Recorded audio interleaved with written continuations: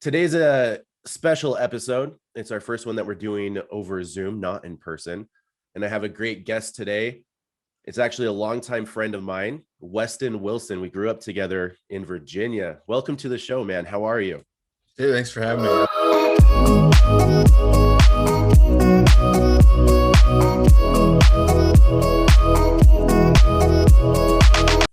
Welcome back to another episode of the Monarch Social Podcast, where we talk all things digital marketing in hopes to bring you guys, the listeners and the viewers, a little bit of insight to the digital world. Today's a special episode. It's our first one that we're doing over Zoom, not in person. And I have a great guest today. It's actually a longtime friend of mine, Westin Wilson. We grew up together in Virginia. Welcome to the show, man. How are you? Hey, thanks for having me. Doing pretty good. Just got done training. Had some lunch and now getting ready. I got a show tonight I'm doing, so getting ready for that in the next couple hours. Yeah, awesome. So one of the things I want you to tell our listeners and people watching is what you actually do. One of the big things that you do is fight, and you have a fight coming up as well. But tell us kind of about like your MMA history and fighting. Yeah, so I actually got into MMA in your basement. Yeah. Well, it was a little bit before that. I'd seen fights back when I was like in 5th grade. I always thought it was kind of cool. And then it was my freshman year of high school. We saw The Ultimate Fighter and we got like addicted, just hooked on it. We were doing, backyard brawls, and my backyard, your backyard, bought crappy little Everlast boxing gloves and just trying to beat the hell out of each other with those. And Yeah, I think a big I was part of it then. Oh yeah, I think a big part of it too was me and Weston both wrestled in high school, and we loved wrestling. And then so when UFC kind of took off with the Ultimate Fighter series, then we really had a huge pull to that even more. But And I think for me, like I was the smallest out of everybody, and I was like, I always had more to prove. Like that little chip on the shoulder. Being like this small guy, you're just like, man, like getting picked on and bullied by all the other guys, and we were doing these backyard brawls. I'm like, man, I'm not gonna let these guys beat me up.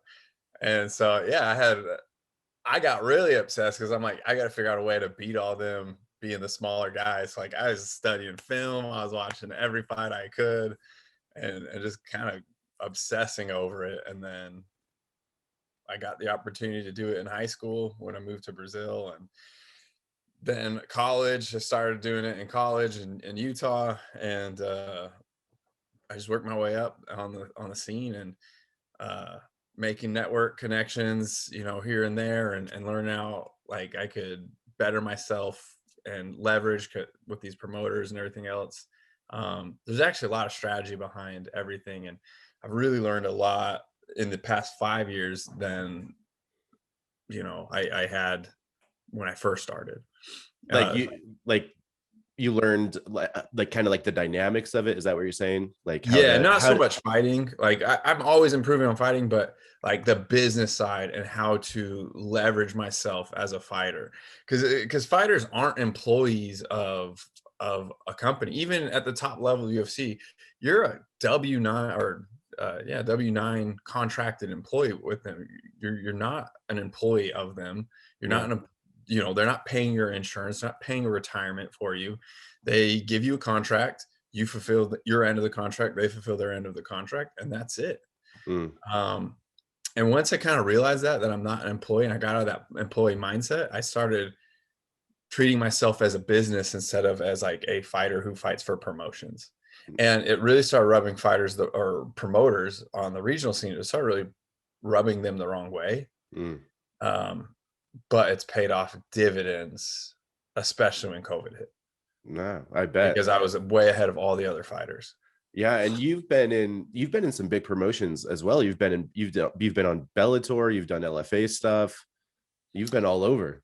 Yeah, I've gotten to fight, in major events. I've cornered in the UFC as well. I've met like a bunch of fighters that we grew up wanting to like hang out with. Like I've had lunch with Forrest Griffin. which is the coolest lunch ever. Like, Awesome. I was sitting down and he joined me for lunch, and he was the coolest guy. Like, yeah, he was awesome. He was super cool. Just acts like he's your best friend. And I've met several other fighters. I mean, I even got to, through MMA, I got to do the Mitt Romney, Evander Holyfield charity boxing Oh match yeah. that happened in Salt Lake 5 years ago now, or 6 years ago. I don't know how long ago it was, but so I gotta meet Evander and walk out with him and be part of that like walkout process. And when you're like a kid watching it on pay-per-view, you think to yourself, like, man, is my life real? Like for me, it was like these guys, you idolize them, and then you like meet them and see them, and they're normal human beings. And you're just like, it's like this really happening? Like, these are all my boyhood dreams all coming true. So it's kind of cool. No, I've definitely had some of those experiences too. Especially, I feel like Utah is super big with MMA, and like the fight scene here is awesome. And when we were getting into it, and I first moved here after Virginia and everything, like going and seeing Jeremy Horn, I thought was so cool. And like Yeah. being able to train at his facility, I thought was like one of the coolest things. But Yeah, I mean, I know Jeremy real well. I've been in the locker room with him several times, trained with him several times. Uh, you see him fight like as a kid, and you're like, man, and then like you meet him in real life, and you're just like, "Dude, he's just a normal human just a being." normal guy. Like the mystique kind of goes away in a sense, and you're just like, oh, okay, like just a big game nerd, like, gun nerd. Like he's just a normal dude, just Yeah. who fights. Well, that's awesome. And one of the reasons that I was excited to have you as a guest is because of the business aspect of how you've sunk your teeth into that. And so not only are you doing this fighting stuff, but you also have a business that you've started, which Mhm. is seen massive success. So why don't you tell us about that? Yeah, so my background, I fell into it like fighting on the low level regional scene, and even like low level UFC. Like, it doesn't pay the bills. And so I always knew that I would have to have a career. And so in college, my degree is in PR. But I quickly found out that I'm not meant to do PR. Like, I've got that mindset of strategic communications and all that, and doing like the campaigns, but that's just day to day. That's not me. But I was working for a software company, and I kind of just fell into product management, and designing the software, and like doing like the strategy behind like building the product, Okay. and working with cross departments. Like working with our marketing team, working with our sales team, and things like that. So I've really gotten to like learn how each department kind of works with around a product. Um, and so I still have like a 9 to 5, if you will. I'm a senior product manager now for a startup out in California, but I live in Cool. South Carolina because we've got an office out there, and it was way cheaper than living in California Yeah. for a couple of years. And I was like, all right, I'm out. Yeah. I'm out. um, but yeah, so when COVID hit, I was thinking like, okay, we're doing 80% less MMA promotions than we were in 2019. And so I was like, so that means for me as a fighter, I don't have a way of fighting unless I create leverage. And just moving to South Carolina, my network in the MMA community was very, very low. And all the Western states where I was fighting, like Utah and stuff, like everything was shut down. So I was like, okay, what's a way that I can start like building leverage? I was like, well, I work in software. All these promotions, even the promotions that were going on, they were at 50% capacity on their live gate. And that's the MMA, the MMA regional scene. It's all based on live ticket sales. Like, they're not making money doing digital pay-per-views. They're not making money like the only way is 100% ticket sales. Like, that's their profits and sponsorships. So I was thinking to myself, I was like, okay, so they're working at a 50% deficit already. Their venues are only allowing them to be at 50% capacity or lower. Yeah. So I was like, what's a way that I can leverage? Well, there were a couple live streaming providers out on the market, but I knew, talking to promotions, they were like, yeah, but they charge me 50. They take 50% of all my revenue. So I'm like, so you're already working at a 50% deficit now, and then live streaming, you're only getting 50% of your profits there. I said, so you're working on nothing then, your earning potential is minimum. Yeah. And then they said, and then the other thing is they don't pay until 6 months later. So it's like by the time, like I'm already trying to roll into my next show and I can't because I don't have the digital money. So like, all right, perfect. I go in cheaper and I pay them out quicker. So me and my background in software, I start developing things like, okay, I'm going to do this, I'm going to do that. This way I can like make it basically hitting those two needs. And then I really started as a way for me to get fights. So I'd be like, hey, I'll live stream your show for free if you just put me on and pay me a regular purse. Well, then all of a sudden promoters like, oh yeah, you know what? That works great. Boom. So then I just slowly started building my network there. And it's now, I mean, snowballing to where I'm doing at least one show a weekend. I get calls all the time or emails, and I'm doing zero marketing right now. I'm doing everything's organic. I'm clearing, small money, but I just started back in October, really. Well, August was my first show, and that was my like trial run, my beta, but I actually like fully launched in October. And I'm already clearing like 25 to 3,000 a month. And I've put $0 into marketing. Just by live streaming these events, right? These fights. Yeah. And what will happen is promoters like to watch other promoters. So they see the live stream and then they call me and they're like, hey, can you do our show? And hey, can you do my show? And it just snowballs from there. And this live stream service is called Combat Cast, right? Yeah. So I just call it Combat Cast. So I've done boxing, I've done professional wrestling. Professional wrestling, that was probably the funnest job. I made the least amount of money on it, but that was the funnest job.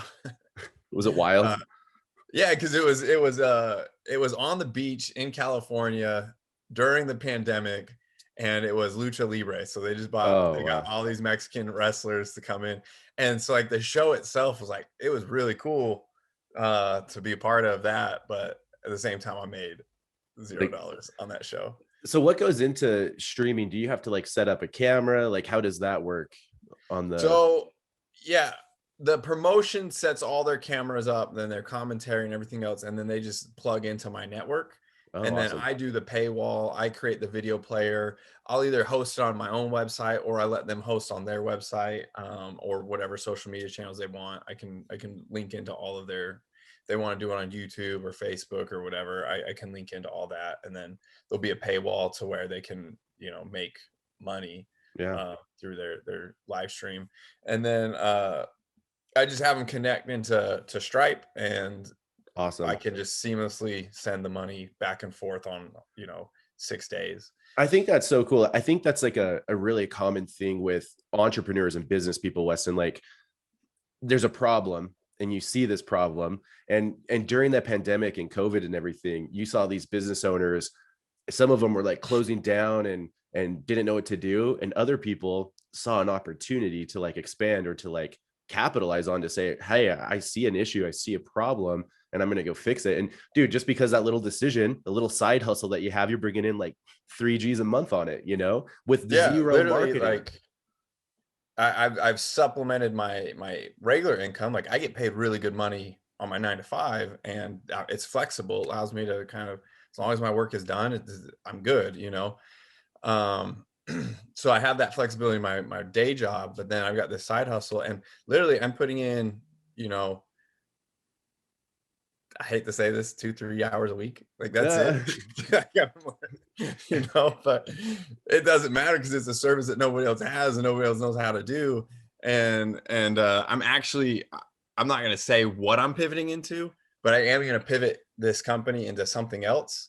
And when it launches, like I've got investors lining up to try to get involved. Awesome. But yeah, it'll be big when I do pivot, probably in the next month or two. But still my eyes are, I want to fight in the UFC. So that's like where I still like put all my time and effort in. Yeah. No, you're a busy guy. You're a full-time family man as well. And yeah, 3 girls and a wife, and you're training MMA. You have your side hustle, you have your 9 to 5. Like you're a busy man. MMA is a side hustle in and of itself, because I train 4 hours a day, just doing that. Where do you train these days? Like what gym are you out of? So I train with I don't know if you've kept up with current UFC. Yeah. Stephen Wonderboy Thompson, so that's my Yeah. main training partner, and his dad, and Awesome. Ray, Coach Ray Thompson. And it's fun because Coach T's like old school. He teases me all the time, makes fun of me all the time. And I grew this mustache to make fun of him. I'm like, oh, I'm a young Ray. I'm a young Ray Thompson. Because he had a mustache back in his 30s. And so it's a really, I've had a lot of great coaches, but Coach T, it's a little bit of a different relationship than I've ever had. Um, he's kind of a hard ass, but at the same time, he's got that like father son type relationship with me Okay. going, to where I don't want to let him down. I don't want to disappoint him. I want to, give it my all. But then I also have that 100% trust and faith in what he sees and what he says, goes. And so we just have this great relationship. And since I've gone there, I mean, I've my last 2 fights combined haven't been longer than 2 minutes. Yeah, you're coming off a huge win. It was like a first round knockout. Yeah, just a walk off, just Dude, one hitter quitter, just stung him right with the left and dropped him. that was And awesome. walked away. And then you He, actually, oh, go ahead. it was funny because I'm LDS. This guy was like a convert to the church, and he's like hit me. So it is the first time I've ever fought like somebody who's LDS as well. And he's like texting me before the fight and everything, like in training camp and stuff like that. And I'm just like, dude, this is super weird. I've never had that happen before. And then like giving me like his whole history and breakdown of how he was like wrongly accused of murdering his best friend. So he was stuck in jail for a while until he was acquitted. Oh my gosh. Like crazy stuff. And I'm just like, dude, like what in the world am I got myself into fighting this guy? And then I like the whole time I was like, I feel bad. Like, I don't want to hurt this guy. I don't want to hurt him. So I was like telling Coach T, I was like, I'm probably just going to take him down and submit him. And Coach is like, okay, whatever you feel. And then like literally 2 hours before the fight, he like tags me, posts it. My wife sees it, like just talking trash. And I was like, all right. That was the button. That was the button that you needed. I was like, now you're going to die. So I hit him. And once he went out, I stood over him. I swore at him. It was the first time I've ever sworn at an opponent, and I just walked away. I didn't even celebrate. I swore at him under my breath and walked away. And my one coach, not Coach T, but my other coach was like, dude, did you just call him a bitch? And I was like, yeah, I did. That was awesome. And that's a huge win that you came off of. And then you actually have another fight scheduled next month. Yeah, I'll be fighting in Phoenix, March 13th. Fighting a kid that I shouldn't say kid. Fighting a guy that an old man, watching, Drew Fickett, former UFC vet, and Morgan and I watched him fight way back in the day in my basement. Yeah, we used to watch like every month. We watch all the fight nights, and Fickett had beat, because we both like Josh Koscheck because he was a wrestler and he was kind of that instigator on the Ultimate Fighter and everything. And I remember we were watching, it was like one of Josh Koscheck's first fights in the UFC after the Ultimate Fighter, and he was beating up Drew Fickett for 3 rounds, and then the last minute Drew Fickett caught that rear naked choke on him and choked him out. So yeah, that's the guy I'm fighting. Yeah, so Westin Wilson versus Drew Fickett, Phoenix, Arizona next month. That's so cool, man. Well, awesome talking with you. Tell people if people want to follow you, if people want to get to know more about Combat Cast or follow your fighting, where can they find you at, Westin? Yeah, so Instagram is just at Westin Wilson. And then I've got my Facebook page as well, which is just Westin Wilson. My website, westinwilson.com. My other business website, combatcast.tv, not .com. And yeah, so it's just that's where to find me. All of them connect all back to the same place. So you send me a message on any of them, they all come to the same spot. So well, awesome, man, and best of luck like with your upcoming fight. And I am super excited to hear about this pivot with Combat Cast, and I'm excited to see what you're going to do with that. I'll talk about it offline. I don't want to talk about online because we'll talk about it later, and I'm excited to hear about that. But Thank you guys for listening to our show today. You can find us on Apple Podcasts, Spotify. We're on YouTube. Follow us on Instagram, Twitter, Monarch Social or Monarch Social Brands. And we'll see you guys next time.